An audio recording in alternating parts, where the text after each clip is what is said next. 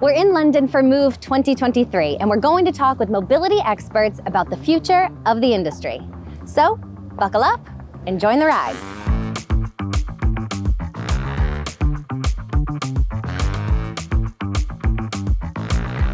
Jordan, they have like a massage corner over there. No, Nico, we're working.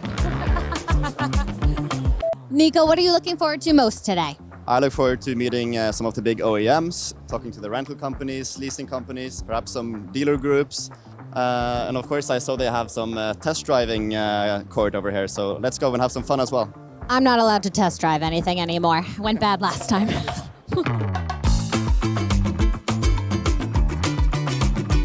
Are you ready?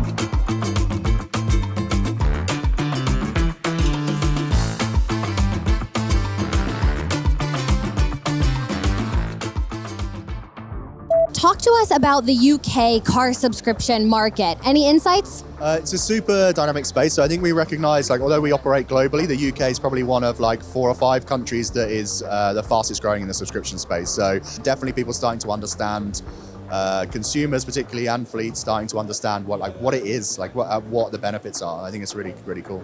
I think people get so used to driving one way and a car handling one way and you refueling it one way and you do it the same way for years and years and years and years.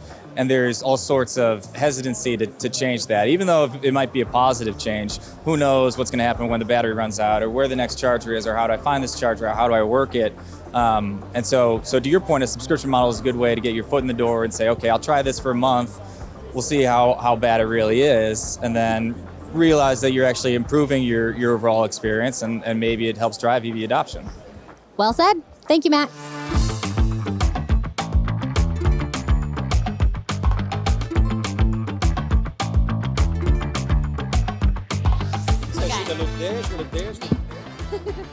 You work in the future mobility sector of AMAG, right? What's next on the horizon for you guys?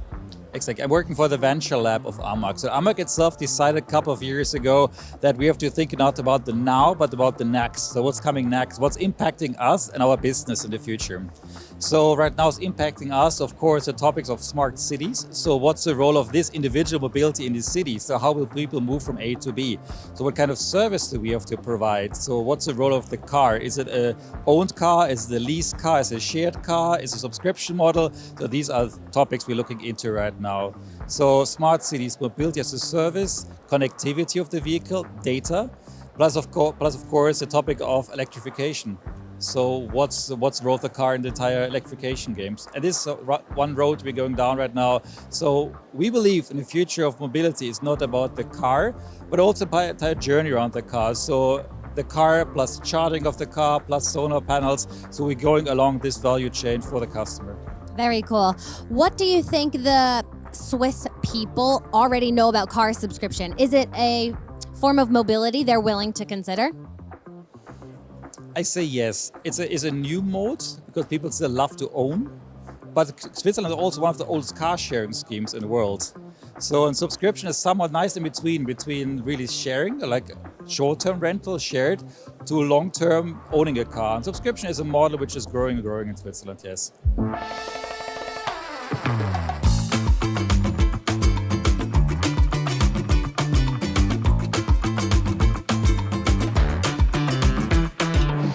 Where have you been, Nico? Around.